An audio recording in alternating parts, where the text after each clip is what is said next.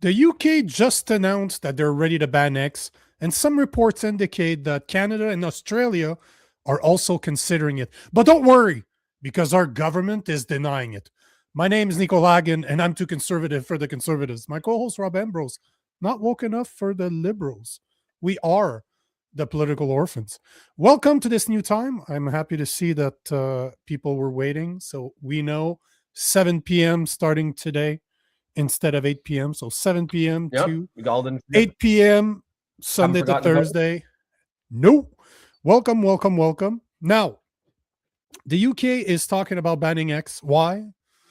Because of its ability to produce deep fake, especially sexualized ones. That's so that they can take any picture and remove their clothes. There's some great pictures of Starmer in a bikini. If you're interested in seeing it, those are great deep fakes, by the way. But those are obviously not the deep fakes they're talking about. They're really talking about the one for women, especially. And talking about a woman, here is UK's technology secretary, Liz Kendall, and what she had to say. And pay attention to the wording. You're going to see that a lot of the things that she's saying sounds very familiar to Canada. And remember the new Bill C-12, where they were actually talking about deepfakes and protecting women. You'll see that it sounds, we're very much aligned with the UK. Just saying, just pay attention to what she's saying. And by the way, she is the reason why Karens should never be in power, should never have any type of power. You'll understand when you see her. But here is the UK Technology Secretary and what she had to say about X. Listen to this. Okay, so how long will you give X to make sure that you can't make controversial or obscene images behind the paywall? How long is the government going to give X to stop that? Well, I expect Ofcom to take its next steps in days, not weeks. The government is crystal clear. We want those images taken down. They are despicable, they are abhorrent, and we will ensure that the full force of the powers of the law that we have given Ofcom, we want to see those used. By the way, for the people out there that might not know, Ofcom is a third party, so it's supposed to be a different entity than the government that has the power to regulate the internet. Just so you guys know. I mean, to me, it's like... Oh, no, but hold on. It's just because they talked about Ofcom. I'm just explaining Ofcom. Wait until she hasn't gone into it yet. Oh, I see. She's not done yet. I just wanted to explain for the people out there that don't know what Ofcom is, because I didn't really know what it was either. Yep. But here she can, just so you know, it's a third-party entity. That's not the government, but the government gave them the liberties under their act. I'm not going to name it because I want her to say it and see how familiar it sounds, to basically police the internet in the UK. Are there any steps that could be? Well, outline some of those steps. What can Ofcom do? Just explain to people what are the measures and powers available to Ofcom that would bring this to you. They can investigate the service, they can issue enforcement action, and if that enforcement action is not complied with, they can fine the platform £18 million or 10% of their worldwide revenue, whichever is greater. But 10% of their worldwide. Oh, she is a mega Karen. In the dictionary, if there's a picture of a Karen, it's her. That's her right there. Yeah. But 10%, they can investigate, obviously, but they can fine any platform they want, 18 million pounds a day, or 10% of their income. Which is that's insane. That's insane. Whichever's greater, bitch, please. You know which one is greater. Yeah. Bitch, please. Yeah. But that's up to now. Now listen to what comes next. There are also powers in the Online Safety Act which enable Ofcom to block those. Online Safety Act. Doesn't that sound familiar? The Online Harms Act was the one in Canada. That was Bill C-63, the Online Safety Act. Doesn't sound the same at all, right? Let me just remind that part. I just wanted to mention that. Enable Ofcom to block those services being made available to people in the UK. Services. Hold on. Let me rewind that part. Ever is greater, but there are also powers in the Online Safety Act which enable Ofcom to block those services being made available to people in the UK. And as I said, we would want to ensure Ofcom uses the full range of powers that it has. But we as a government are taking additional action because we are determined to ensure women and girls are as safe online as we want them to be safe in the real world. No ifs, no buts. That comes from a country where rape gangs. Yeah. You see exactly where I went with this. I got something to say. So hold on. So she wants to protect women, so no protection whatsoever then. It's okay. Yeah. This is from the same government that is turning a blind eye to mass Pakistani rape gangs who are fighting to put male rapists in female prisons. And they're going to sit there and tell us it's about protecting women and girls from AI generated pictures. That's fucking ridiculous. Don't get me wrong. I think it's disgusting to take a picture of someone without their consent and make them naked, but be consistent, right? And certainly that's not something you shut X down for. That's that's one of those things. Let society deal with its own like society will deal with those problems. If someone acts in a way that's against the pale or outside the Overton window, there will be social consequences to that person. You don't need government banning X. The fact of the matter is, why are they not banning? They never made a peep about Pornhub when they had many credible allegations of rape videos that were uploaded to that. They don't care about porn. They don't care about what about the other AIs? You could easily make the same thing with the other AIs and then upload them to X. You know what I mean? Like, it gets worse. It gets worse. Clearly targeted to Elon Musk for political reasons, which is ridiculous. And you'll see, I did a lot of digging this afternoon. Let me show you a couple more things before we get into it. But I got Gemini to admit that I was wrong, that there's a massive bias. And not only did Gemini, the Google AI, told me that I was right, they told me why I was right and why Google is protected but not X. It's fucked up. It's absolutely messed up that Gemini AI gave me the answer I didn't really ask for. And yeah, it didn't deny it. It's like, maybe it's because of this. I'm like, oh shit. Oh, really? So before we get there, so this is what the UK had to say. So there are reports that Canada is going to follow suit. So it's been said that Keir Starmer is in talk with Canada and Australia to launch international ban on Elon Musk X. Now, this is coming from JB News, which is so on their credibility. But I didn't just leave it there. Obviously, you know me better than that. I continued looking into it. But they report that supposedly behind closed doors, Canada, the UK, and Australia have been talking. So I continue digging because I don't like finding one source and trusting them. Mm-hmm. But so much so, it's becoming such a thing that they're addressing it. You know, when somebody in government is addressing something that hasn't been asked, you know that maybe something's going on. There's some there. Maybe. Yeah. Maybe. Just maybe. So our AI minister, so of course our Minister of AI and Digital Innovation, Evan Solomon, is denying it. So Canada is not considering a ban on X over deep fake controversy, AI minister says. Canada isn't considering a ban on social media platform X, though his office says discussion about X deep fake controversy are underway. The platform, which is owned by Elon Musk, has drawn global criticism over sexualized deep fake created by X artificial intelligence chatbot Grok, which, you know, the fact that they're not, I don't need to go through it. You see that he's debating it, he's denying it, but he's also saying that, you know what, we've been talking. So basically the other article was right. He's not, they didn't say that Canada is automatically on the same, yes, they're going to ban it. They're just saying the conversations are on the go. And by him saying, no, we're not doing it, but yeah, we've been talking though. So basically he's confirming what the other article is saying. And there's a lot of other articles out there. You can look at the Telegram from the UK. There's a bunch of places that people say are respectable respectable media that have spoken about this. But here's where it gets very, very interesting, because remember, they're going after X, not Grok. They're going after X. X is not the social. X is the social media. Grok is the AI attached to X. But remember that there was a point where there was no Grok. And Grok can be used as a separate entity. You can download Grok without using it through X. But here's what I find very interesting is that ChatGPT and Gemini can also produce the exact same deep fakes as Grok can. Yet, they're just going after X. Not Grok, X. Yeah, so I which gives away the game.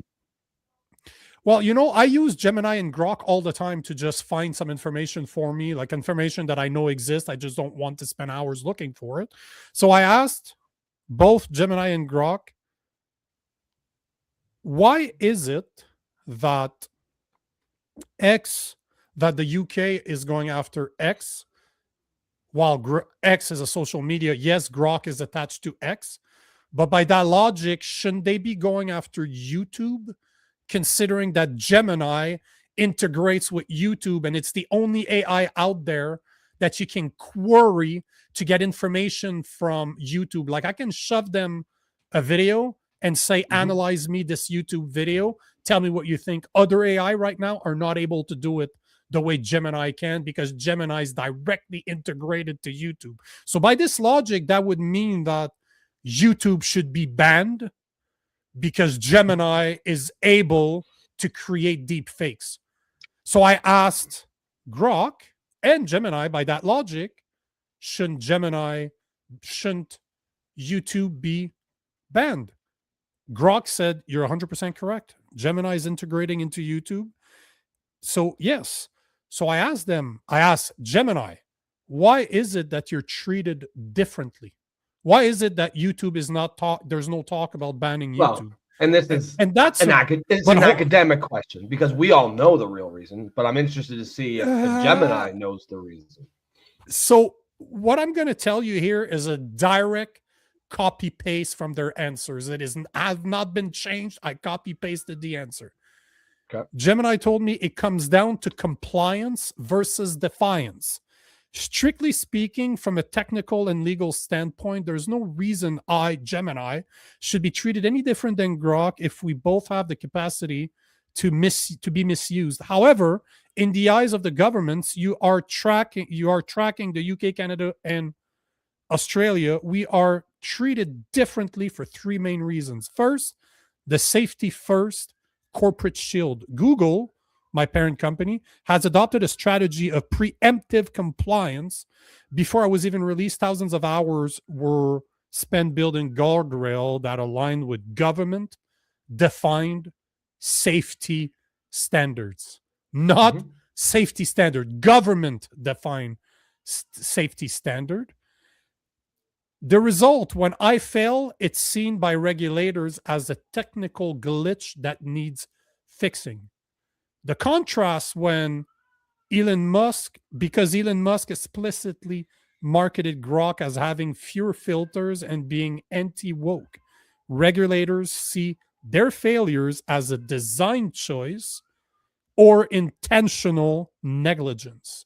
They aren't just mad at the tool, they're mad at the philosophy behind it. And remember, if you're just joining us, those are the word for word from Gemini that I accused of being as bad as Grok, of, yes, we should ban YouTube by the logic that the UK is using. Now, here's where I found it very interesting is this part is, there's it called it integration into the safety bureaucracy. There's a massive trust and safety industry. What a fucking Orwellian word that is. The safety bureaucracy.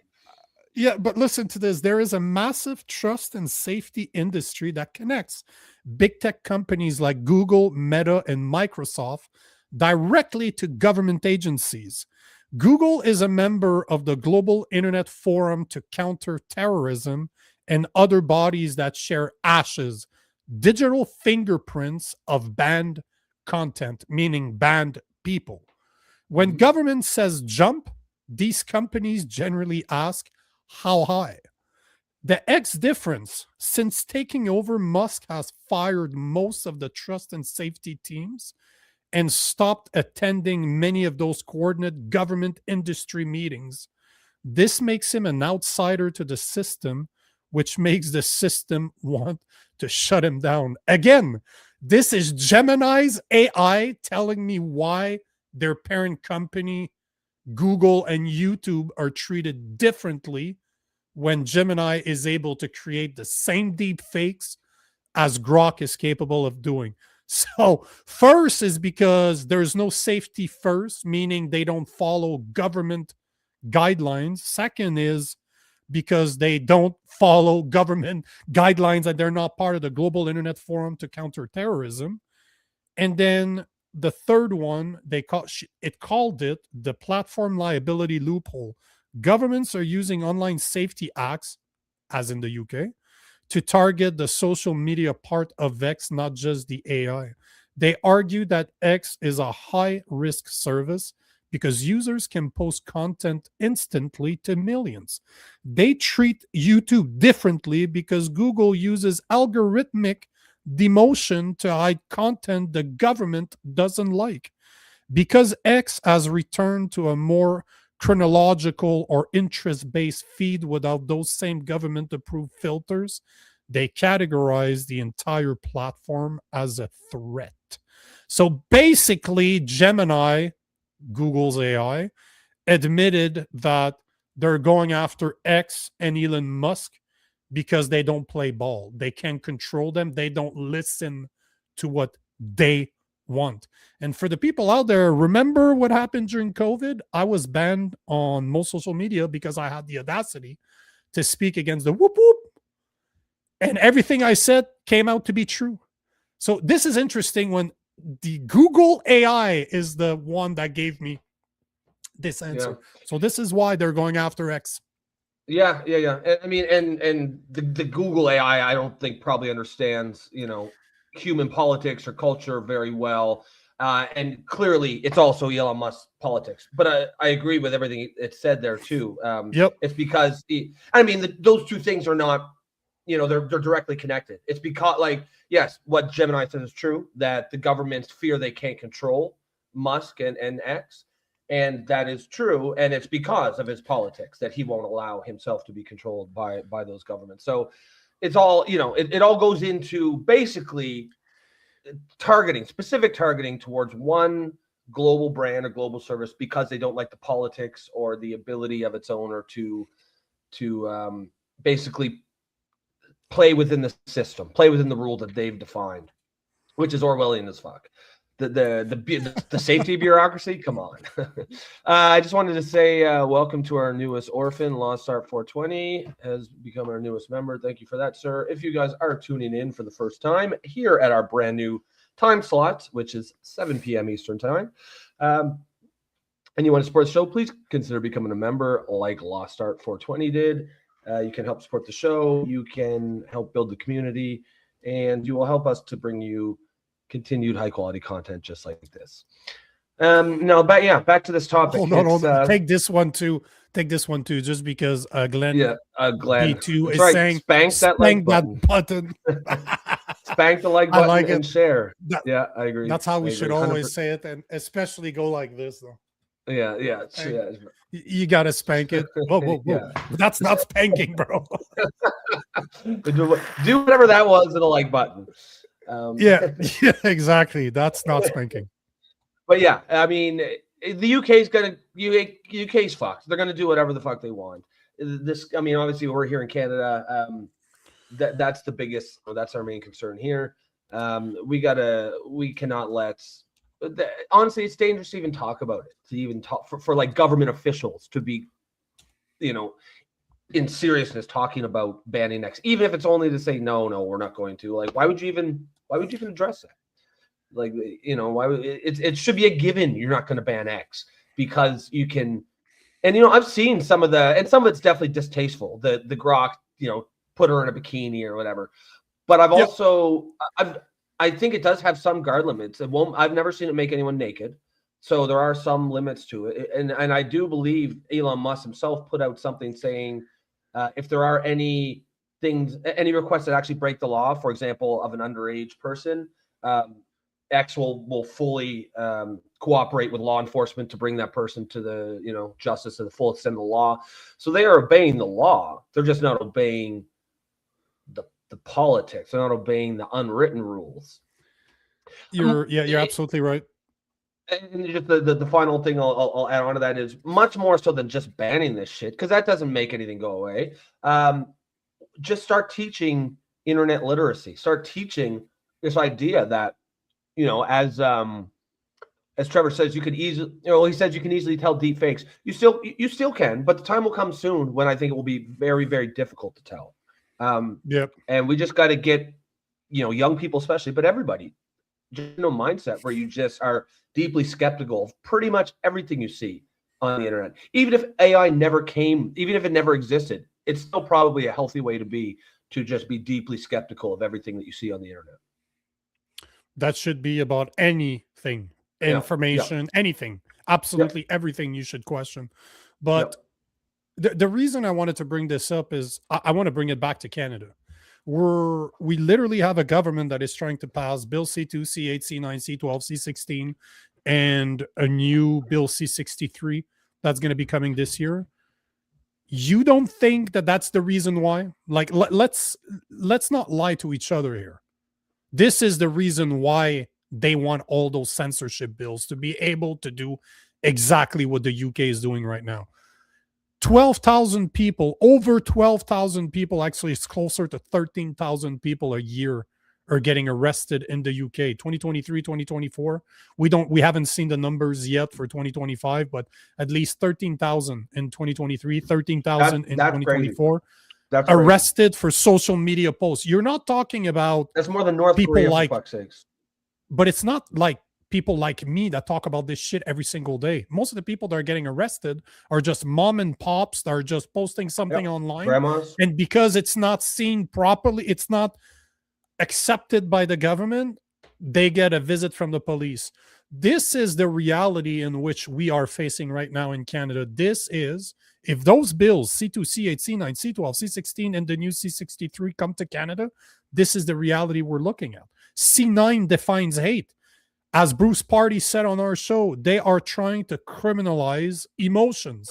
So what happens when you criminalize emotions? That means people like you and I could get arrested. But that goes for any of you. The reporting mechanism is said to be anonymous. You will never face your accusers. So it could be your neighbor, it could be a coworker, it could be anybody. It could be a fucking mother, father, whatever, that actually reports you to the government because they disagree with what you said. So don't be innocent, and you know what? Don't be fucking stupid and thinking that this can't happen here. We are on that path as we speak right now, and Canadians need to wake up that it will happen here if those bills are passed. This is not an if. It will happen here if, and only if, those bills are passed. Yeah, I think I think that's a good point. I'm sure people in the UK never thought it would happen there, and now, this is the birthplace of free speech in the Western world, and it's scary stuff what's going on. Those numbers are crazy. I saw a list of like most people in jail for for what's the word, like either like basically for speech for speech. It's the UK like massively up on top, and then after them is like Russia, North Korea, some other places. So I mean, the second, third, fourth places aren't even remotely close. No. So it's it's definitely something you have to get on top of, because if you allow it to in through the back door, you're not going to be able, or it's going to be very difficult to get it back out again. And that's interesting. Why can't you report Carney for hate speech? You can't. I tried. Huh. Yeah, tell us about that, Trevor. What was the story behind that? Well, I think that's a lot of sarcasm. Oh, because no, well, I obviously you- believe. Is it? I mean, Yeah, I took that to mean he actually tried. But yeah, yeah, give us I think he tried. It just didn't work out, and obviously you won't be able to. because hate speech is political speech, right? Like that's what they really mean by hate. They get to decide what's hateful and what isn't. It isn't actually about the definitions they use. I mean, are ridiculous, but they're not even the real definitions. Like remember, as you said, the definition in the Canadian law being passed is an emotion that is stronger than disdain, which I don't know how you ever prove that. How could you ever prove that in the court of law? But You can't. it isn't actually, because if you're a right winger who feels a strong emotion stronger than disdain because someone shows a picture of their abortion or is doing some pro-abortion stuff, that emotion won't count. They won't consider that hate because your disdain does not matter. It's only the right kind of disdain. And so that makes it not actually about hate. It's about politics. They get to decide which is hate, and that's why it should be very, very concerning. I just want to take this question before we go just before you do though. It seems like people were reporting that I was blurry. Thanks for letting me know. Maybe there's an internet problem on my side. I just lowered the quality of my camera, so hopefully now. Let us know, guys. So hopefully you guys can just keep me up to date. Tell me if I can lower it again, but it's possible there's an internet problem here. Who knows? Yep. So take the comment, bro. DNL says, how would you define internet literacy? What are the most important themes? That's actually a good question. And you guys chime in with your thoughts as well. For me, I mean, and Nico, you can let me know what you think. For me, that means something like, teaching people that deepfakes exist and you just cannot accept, because everyone believes a picture that already supports what they already believe, right? It's very easy to convince someone of something. Like you could show Trump, hand in hand with a 12-year-old girl as a deep fake, show it to some liberal with TDS, and they'll instantly believe it because it already supports what they already want to believe, right? But that's teaching people not to do that is about internet literacy. I think also understanding how sources work and not just like looking for firsthand sources on a story or topic that you hear about, and not just accepting something. I mean, people are accepting as faith something that they see in a fucking meme. You know what I mean? Like there's extreme internet illiteracy. But yeah, I think those are some of the themes in my opinion. But I'd like to hear some just critical thinking in general, really updated for the internet age. Yeah, but I don't even think it's a internet thing. I think the average person just will believe what they want to believe, because Photoshop has been around forever. And people have been faking pictures and videos forever. It's just that now AI is allowing us to do it with absolutely no talent required. Literally, make me a picture of this and this, enter, and it happens. So your choice is not, I don't think that you're going to be able to teach people not to do it, because we're kind of stupid and we will do those things. Because we will do it. As much as I might disagree with them, I think it comes down to the individual. Would I create AI pictures of Mark Carney doing something stupid for fun? Sure, why not? Never done it, but why not? But there's a difference between making fun of a politician and taking a picture and saying, can you remove her clothes so that I can post it online? This comes down to the individual, but at the same time, I don't think that the answer is not to ban X. The answer is either teach your children to be better than this, or why not simply not allow it through the AI engine as a whole. That is definitely possible. It's coding. So instead of saying let's ban X, how about we say maybe let's force Grok, let's force ChatGPT, let's force Gemini to not be able to produce these type of pictures. And by that, I mean sexualized pictures. You just code the boundaries that are unacceptable socially. Because to me, that's not acceptable. Is not right. But this is not funny, right? It's not comedy as in, oh, Starmer's making fun of deep fakes and somebody put him in a bikini. That's pretty fucking funny. Because we all know it's not real. Everybody knows it's fake. Exactly. Yeah. We all know. Exactly, we right. all know it's fake. And I think that's probably the way it's going to go. But all I'm saying, it's pretty hypocritical that they want to ban X when Gemini, as I proved, is connected to YouTube, and Gemini itself, it's saying that there's a dual standard, and it explained why, as in they don't respect government. They don't respect the government procedures or what the government wants to see. They're just doing their own thing, and that's why they're getting targeted. So that is not why they're not there to protect us. They're not there to prevent deep fakes. They just don't like X. They don't like Elon Musk because he's not controllable. That's what they don't like. Let's be honest here. Yeah, exactly. Because you can have, you can hold several different thoughts. You can. I mean, I think I've seen a lot of these, people saying, Grok, remove or close or this. I think that's bullshit and that's wrong. You can be against that. It's a scumbag move, and you can be opposed to that and still be fiercely opposed to banning X because of it, because there are much simpler solutions, right? Like right. I think what you said is probably what will end up happening is the AIs themselves will have something, some sort of guard wall built into them so that they just won't do those, can't do those things. But yeah, it's clearly targeted directly towards Elon Musk. It's clearly because he doesn't play ball. He doesn't play ideological ball.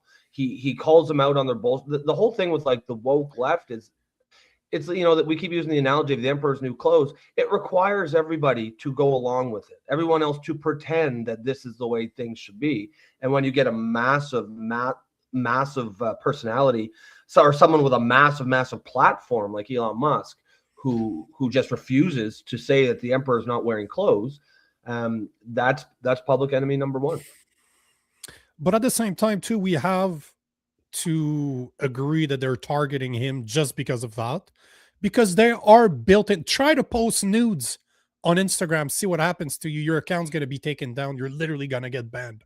Same thing on YouTube. If you try to post nudes on there, you're going to get in trouble. Same thing remember how many times we got shut down off of my TikTok account? That's why we don't stream there, because we use words like retard that midstream we're taken down for using that word. So don't give me this shit that they're not able to, that X, if it wanted, wouldn't be able to block that. Because that, if there's one thing I do not like about X, there's a boatload of porn on there. Yeah. Like literal porn. Like not just blurry type of porn we used to watch. Oh no, it's right. No. Full on penetration. You'll be scrolling down, and some dude will be getting blasted in the ass by another dude, and you're like, "What the fuck is this, man?" Okay, I'm not targeted by that same type of porn, obviously. the algorithm has me figured out. Yep, definitely. He's a liberal. Obviously, he likes gay porn. Obviously.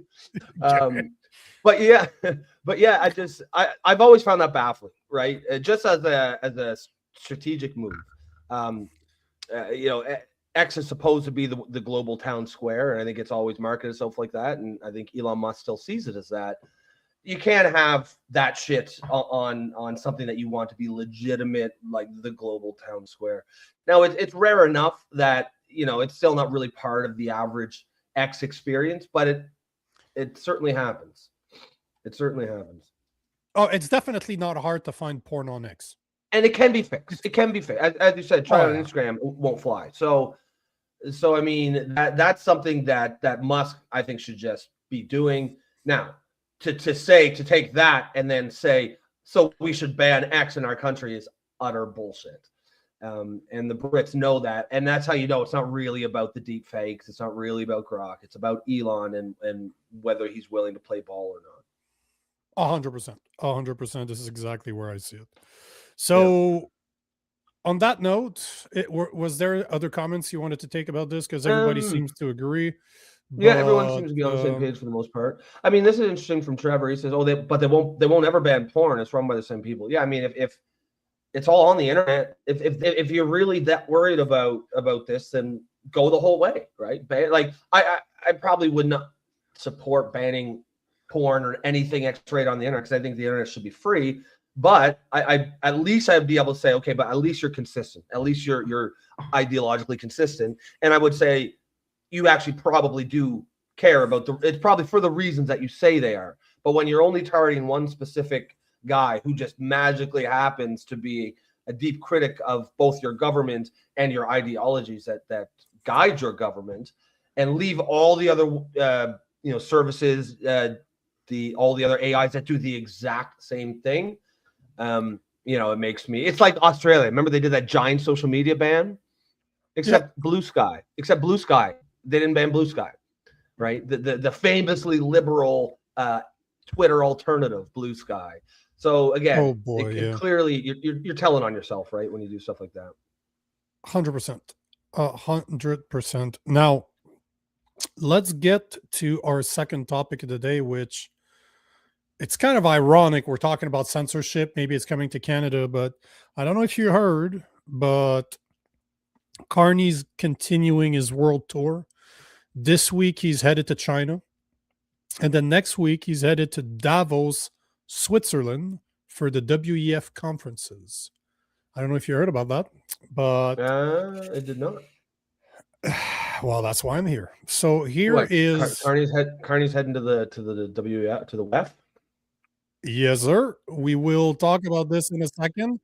I just want to play this video because they did actually a legit job of somewhat explaining what's going on. But first, from the 13th to the 17th, Mark Carney is headed to China. He will be the first PM to go to China since 2017.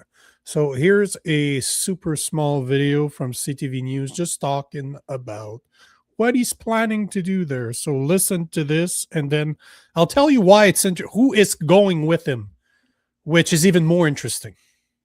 I want to return now to a conversation about trade in this country, in particular Prime Minister Mark Carney's visit to China next week. With me now is CTV News political analyst Sharon Carr. Hi, Sharon. How are you?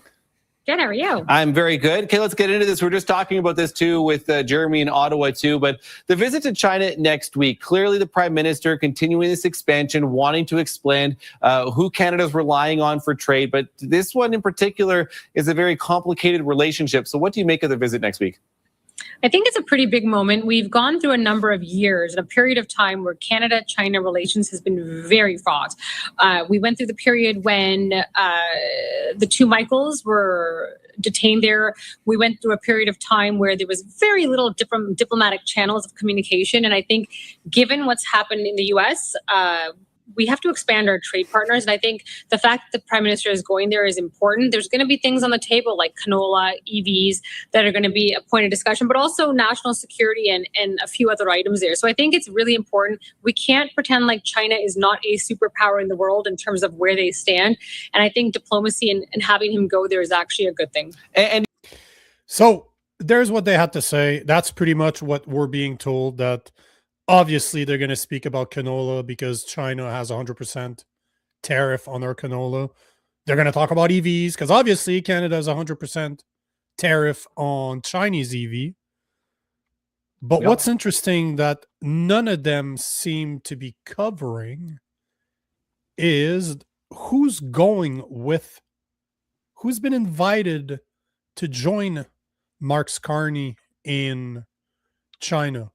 Want to take a guess, like a sweet guess without looking at the comments, because somebody said who it was. Is it but Canadian? It turns out, remember Michael Ma, the floor crosser from the Conservatives? Oh. He will be joining Carney on his first trip to China. Oh, Mr. Ma.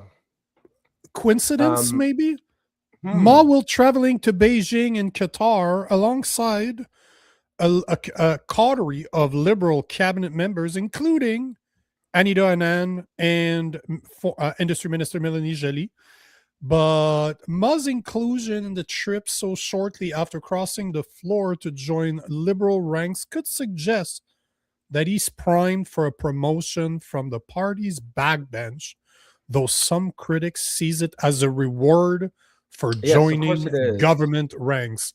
Of course it Duh. is. That's probably all that it took to get him to cross. But that's your quid pro quo right there. Which is, I mean, remember we talked about this. Well, we talked about it a lot, but last week we were talking about it, and we were saying like, man, it should be illegal to offer a reward to get someone across the floor, and apparently it actually is. It is illegal. It's one of those things like it's probably pretty hard to prove, but like we all know what's going on when you see something like this. Like the guy does a crop for class, and then now he's on this trip to China that only the insiders get, and hey, by the way, he's in line for promotion. How interesting. I'm interested to see what he's done in his 6 weeks there that has deserved a promotion. Maybe he's behind the scenes just being a fucking jack of all trades, putting out fires. Maybe he's made himself indispensable. Maybe he's the VIP of the Liberal Party. But it's probably a little more likely this is just what he was promised. Of course it was. It was just a coincidence. Just a coincidence, Yes. bro. You don't know what you're talking about. Yeah, It's not like the same week he crossed over, he was at CPP events in Toronto or anything. Like don't worry about that. That all coincidences. But the one I really wanted to talk about is what he's doing afterwards. So he's going to be in China from the 13th to the 17th. And right after that, Mr. Carney, from the 19th to the 23rd, he is flying to Davos, Switzerland. Why? To attend the annual World Economic Forum conference. Now, here's where it gets interesting. You can go on their website. So the information that I'm going to provide here is a resume of what you can find on their website, but their agenda, at least a portion of their agenda, is shared. You can look at it, and right here you can see we are on the weforum.org. Explore the key themes, and one of the key themes, there's two themes I wanted to talk about. They're very important. How can we deploy innovation at scale and responsibility? Guess what? They're talking about AI. And how can we build prosperity within planetary boundaries? Because remember, that's what the WEF is all about, right? Global power. Now, here's a small resume for you guys. So it's been reported that they will be holding panels on the following: AI governance and safety.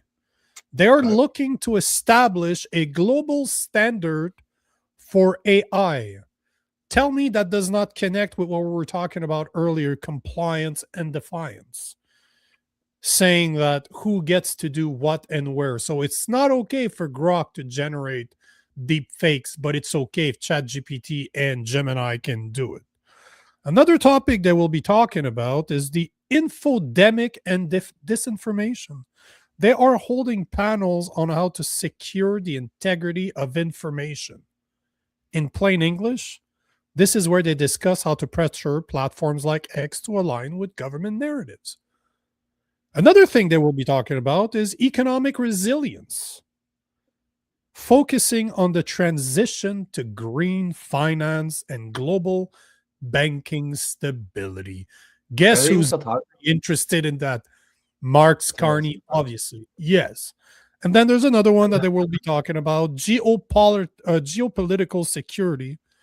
With the situation in Iran and everywhere else, they will be discussing digital sovereignty, which often translate to a government's right to shut down or control digital platforms within their borders.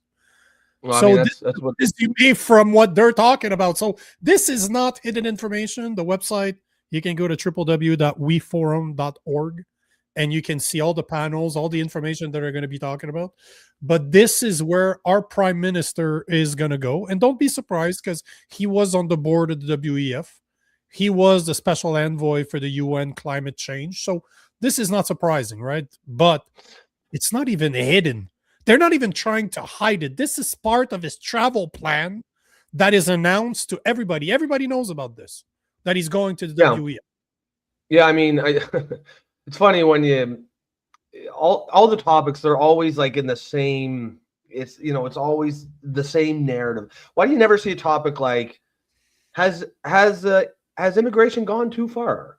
The social problems caused by mass immigration. We never see those We never see those topics discussed at these places, right? It's always we never hear them say the housing affordability crisis, how to make housing affordable for young people again. You never hear those. Of course, because they don't want you to own houses, right? You'll own nothing and you'll be happy. Yeah, I mean, digital sovereignty sounds pretty Orwellian. Interestingly, Iran right now is shut off their whole country's internet because there's some crazy shit going over there. We'll talk about that next. This is definitely Okay. I want to take a few minutes to talk about this, but before we go there, for my conspiracy theorist individuals out there, Davos, Switzerland is also the place that the Bilderbergs meet every year to talk about world domination. A bunch of meetings that are behind closed doors where some of the most powerful people go, like our finance minister was there this year. Chrystia Freeland was there this year, and they talked about stuff like mass immigration and depopulation. Those were on their agenda. You can still find it on their website. So just saying, same cities, probably a coincidence, just like Michael Ma going to China. Probably all a big coincidence. I'm just seeing dots that don't exist. just yeah, exactly right. Just a giant city coincidence. Davos, Switzerland. What the fuck is in Davos, Switzerland?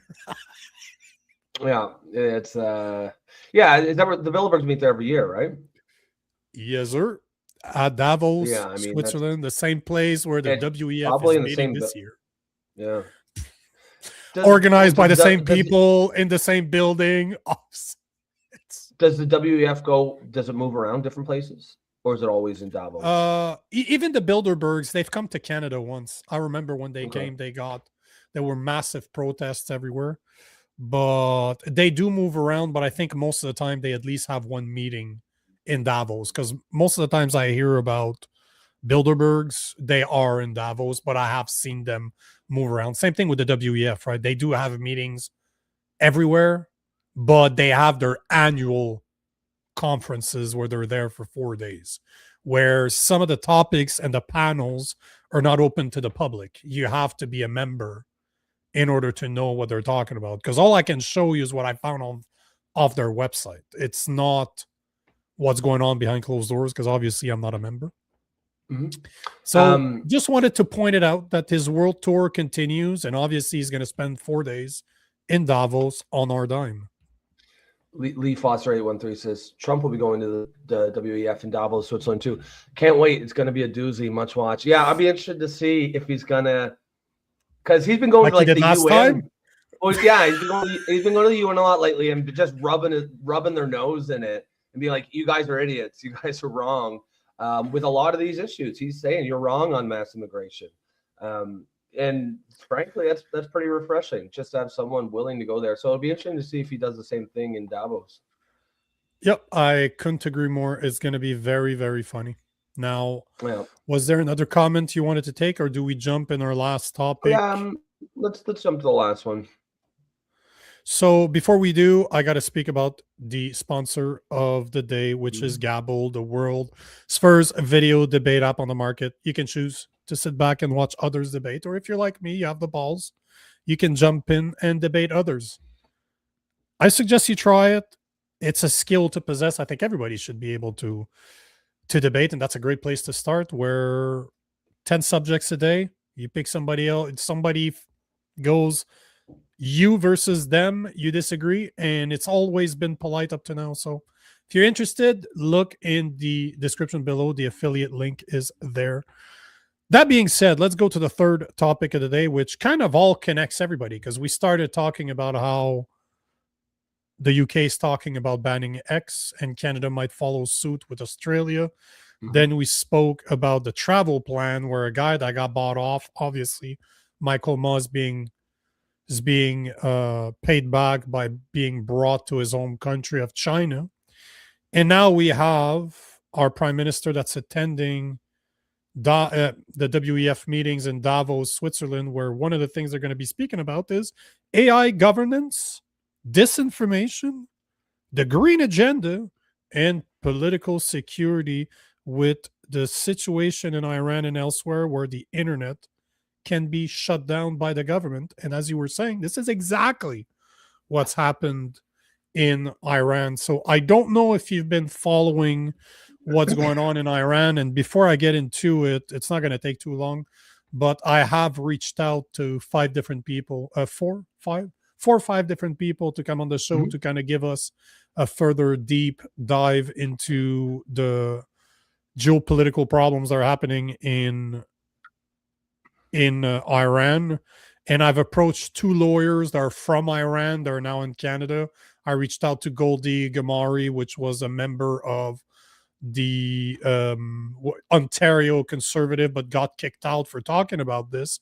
I reached out to an ex-prisoner, a woman that was actually in jail for speaking against the government. She escaped and she is now in Canada. So we'll see. I'm going to try to have them on sometime this week so that we can talk about this. But I figured we'd do kind of a short dive to get an idea. So here's what I got. So the new wave of protests has been going on since December 28th. They started with economic crisis, as in the hyperinflation. Their money collapsed and general dissatisfaction with the Islamic Republic government, but it quickly evolved into a mass protest against the government. Now it's spread through their 31 provinces, 130 cities are involved. There's been internet blackouts, mass arrests, and over the past 2 days, like the 8 to the 10, the last 3 days, some people say hundreds have been killed, like 200s. I've seen other sources that are saying over 2,000 have been killed by the regime. There's no way to know. But they're also saying that the regime has deployed foreign mercenaries to deal with the protests. But you know, that's what they do, right? When the police officer in the army does not want to go against their own people. And that's what happens. That's usually what happens. That you always use somebody that has nothing to do with that country and you have them deal with it. But 200 to 2,000 have been killed, and it's being reported pretty much everywhere that there's been at least 2,000 arrests. And as of January 7th, they were starting to experience blackout, but as of yesterday, it's a near total blackout. So basically, people don't have the internet anymore. They just cut it. Yep. And it's interesting. It's interesting how they always do that, right? They always go to cut the internet. It's almost like censorship is the favorite tool of tyrants. Like almost. It's interesting how that works. And it's also interesting for a whole lot of reasons. One is that apparently now Elon Musk is making Starlink available to a lot of Iranians. So that takes away a huge tool that these dictators have. Which is basically, censorship and cutting the internet off, because if you can't communicate, then it's going to be much harder to mount this revolution. But one other thing I find absolutely fascinating, and this is after non-stop coverage of Israel-Palestine conflict for the last 2 years. Now that it's against an Islamic regime, I don't know if you guys have noticed, but the mainstream media is fucking doing everything they can not to talk about it. If it wasn't for X, most people wouldn't even know what's going on. I checked the other day. It was like, I checked BBC World, which, listen, if the Iranian government, the Iranian Islamic regime falls, that is a geopolitical event on par with the Berlin Wall falling or Tiananmen Square in China. That is something that these networks should be fucking 24/7 all the time. And look, the top story in BBC World yesterday was 6 huge whales get stranded on New Zealand beach. And then if you go down to story number 7, it's like increasing protests in Iran. And that's it. And it's fucking fascinating, but the media is really telling on themselves. And the only thing that I can think of is the woke left has just been so fucking captured by Islamic, pro-Islamic dogma. And so they hate Donald Trump so much that they do not want to report on this because this would be a win for Donald Trump, and it will force them to discuss about what Islamic oppression actually looks like. And it's ridiculous because I heard one of the reporters say the other day, "Oh well, we want to cover it, but we can't get into Iran."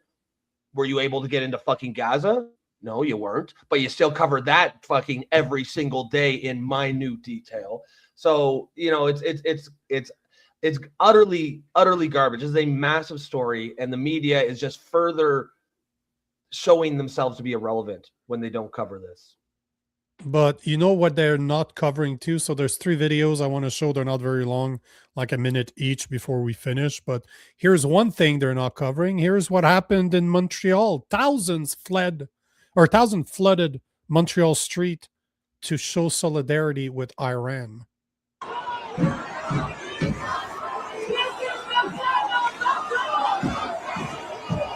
Yep, they won't talk about this either. Like, that's a lot of people. And then see what happened in Toronto.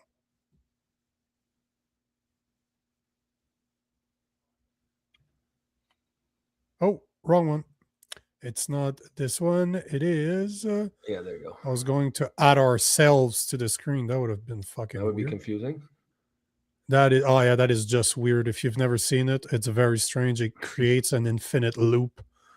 So here is what happened in Toronto. Like, look at the size of the. Oh wow. Oh yeah, look at that. Wow. In support of Iran, lots of Iranian flags there. Or a lot of just regular people too are just like, what's happening over there is not right, and we need to stand up for this. But here's another video I wanted to show, and we can end it on this. We can take a few comments and end it on this. But did you hear what Trump said about it yesterday? No. Because that dude, bro, is just shooting from the hip. Like, I don't give a fuck. So here's a minute video. Listen to this one. Anti-government protests in Iran are now nearing the 2-week mark, with more than 70 protesters dead, according to human rights groups on the ground.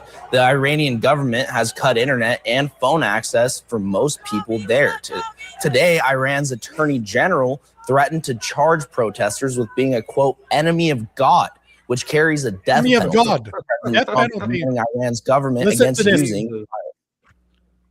Iran's in big trouble. I've made the statement very strongly that if they start killing people like they have in the past, we will get involved. We'll be hitting them very hard where it hurts. They've treated their people very badly, and now they're being paid back. Some of the protesters have called for. So wow, it's pretty clear that Trump is going to do something about it, it seems like, because I don't see those protests ending anytime soon. I don't know for you, but I don't see it happening. No, and there's they've had these kind of protests in Iran before, and I think people have got their hopes up. This time feels a little different to me. It seems like they're getting bigger, and there's always an inflection point. These protests, they get a certain size, and then if they don't keep going, the momentum dies and they just sort of fizzle.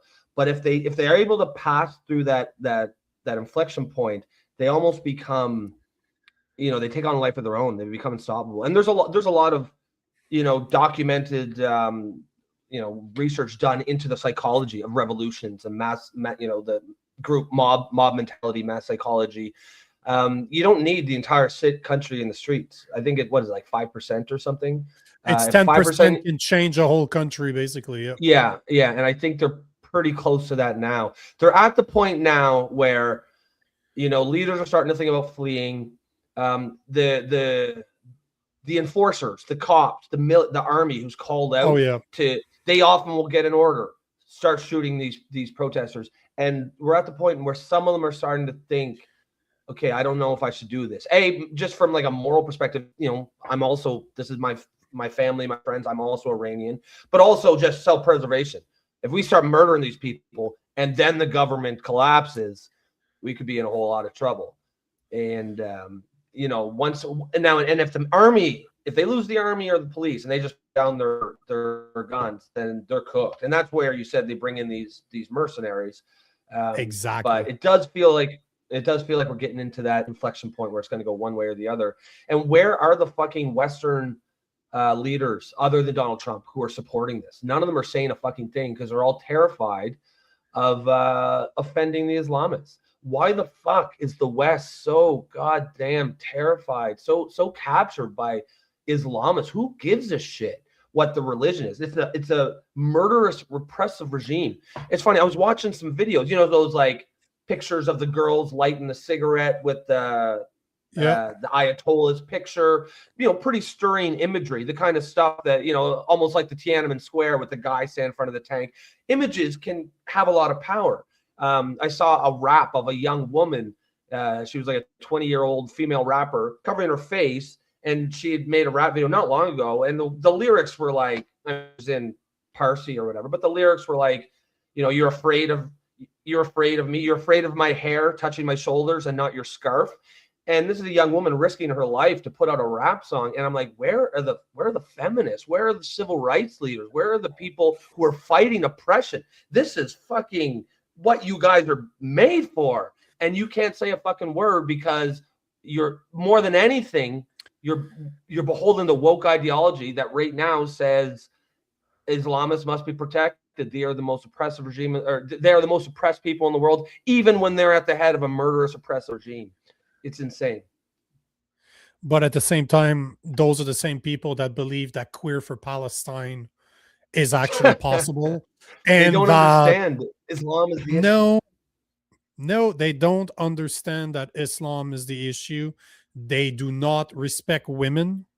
And it's the same way as chicken for KFC.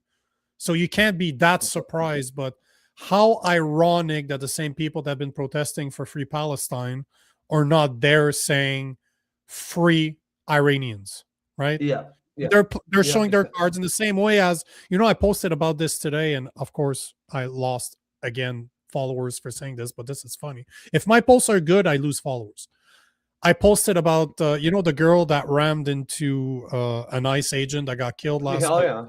Yeah. So Renee Good is her name. I compared her to to George Floyd, saying that both of them died as consequences of their actions. One died from an overdose, and the other one died from trying to ram an ICE agent.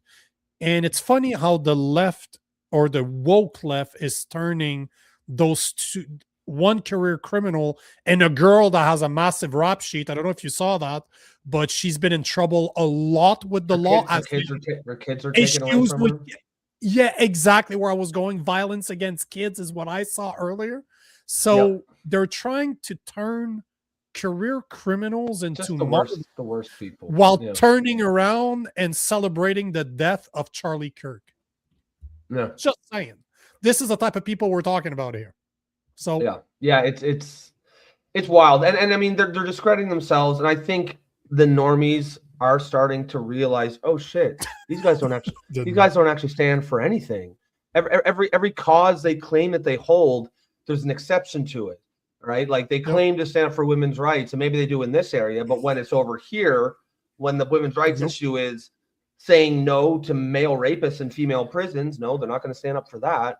You know, they claim to stand up for the oppressed people in Palestine, but when it comes to the oppressed people in Iran, not a peep, right? So it certainly makes you wonder, is it really oppression and freedom that these guys are fighting for, or is it just their power?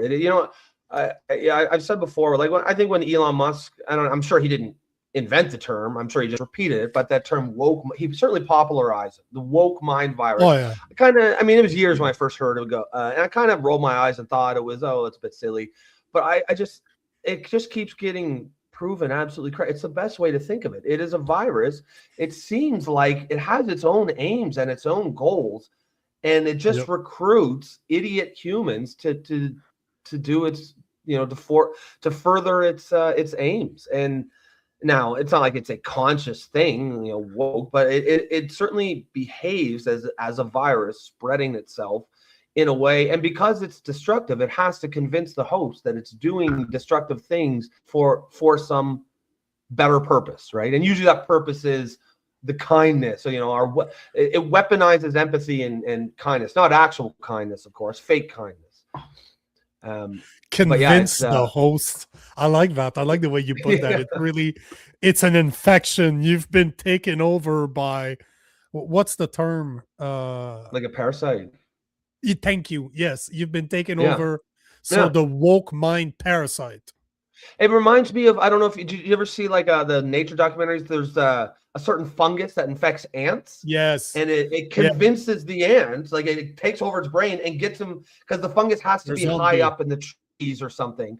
And it convinces the ant to go high up in the trees and then sprout itself. And then it makes more of itself, and the ant dies and explodes and the spores go everywhere.